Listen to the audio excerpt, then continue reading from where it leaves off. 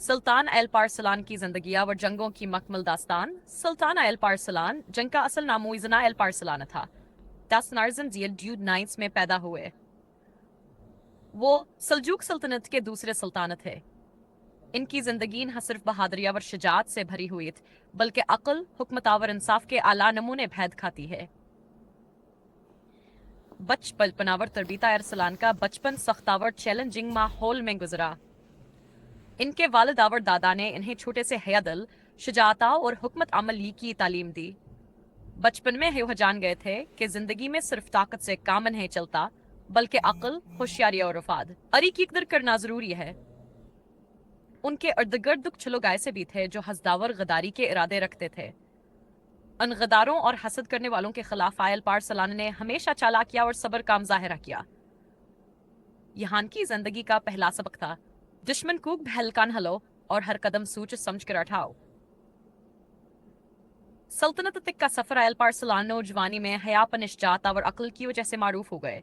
इनकी पहली बड़ी आजमाइश बाइज जब सल्जूक सल्तनत में इक्तदार की जंगें और अंदरूनी साजिशें शुरू हो गईं। कुछ करीबी लोग और वज़रा जो अपनी ताकत बढ़ाना चाहते थे, एल पारसलान के खिलाफ मंसूबे बनाने लगे। लेकिन एल पारसलान की होशियारी और दिलेरी ने हर पाराने शिकस्त दी।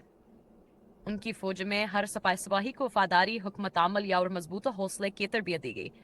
यही तरबियत बाद में इनकी फकीर बनी। जंग मानजीकर एलब इरसलान की सबसे बड़ी और मशहूर जंग मानजीकर थी, जो बाजनतीनी सल्तनत के खिलाफ लड़ी गई। ये जंग सिर्फ फौजी ताकत की नहीं, बल्कि जहानत, हुकमत अमली और बहादुरी की जंग थी। तैयारी और मंसूबाबंदी। एलब इरसलान ने अपनी फौज को बेहतरीन तरीके से तैयार किया। हर सिपाही जानता था कि दुश्मन की चालों को पहले ही भांपना होगा। वो जानते थे कि कुछ लोग अंदर से भी गद्दार या भ्रट धोखा देने वाले हो सकते हैं, लेकिन मजबूत हुकमत अमली के जरिए उन्हें भी शिकस्त दी जा सकती है। जंग का आगाज। जंग के दौरान बाजनतीनी फौज ने इब्तदाई दबाव डालने की कोशिश की, लेकिन एल परसलान की फौज ने जबरदस्त दिफा और हमले की हुकमत अमली दिखाई।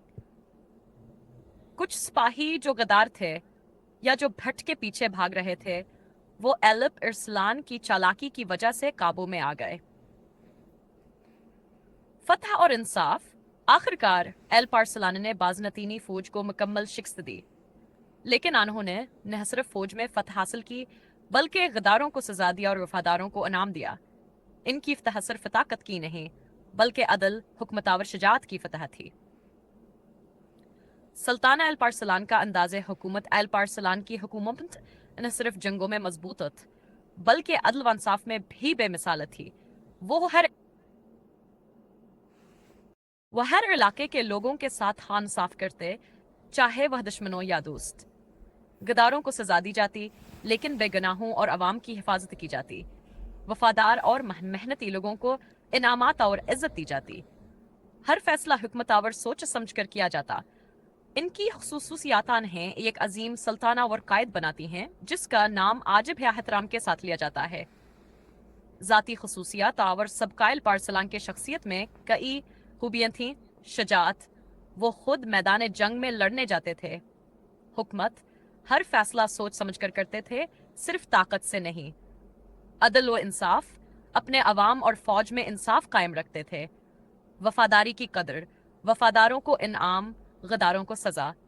सबक, दुश्मन की चालों का मुकाबला सिर्फ ताकत से नहीं, हुकमत से करें। इंसाफा और वफादारी हमेशा कामयाबी की बुनियाद बनती हैं। गद्दार कभी कामयाब नहीं हो सकते, वफादार हमेशा याद रखे जाते हैं। वफाता और यादगार सुल्ताना एल पारसलान टुंडो में वफात पा गए, लेकिन अन्नान की कहानियां आज भी लोगों को हौसला, शजाअता और हुकमत की तालीम देती हैं। जंग मानजीकर की दास्तान सिर्फ तलवार की जीत नहीं, बल्कि दमागा और ईमान की जीता है।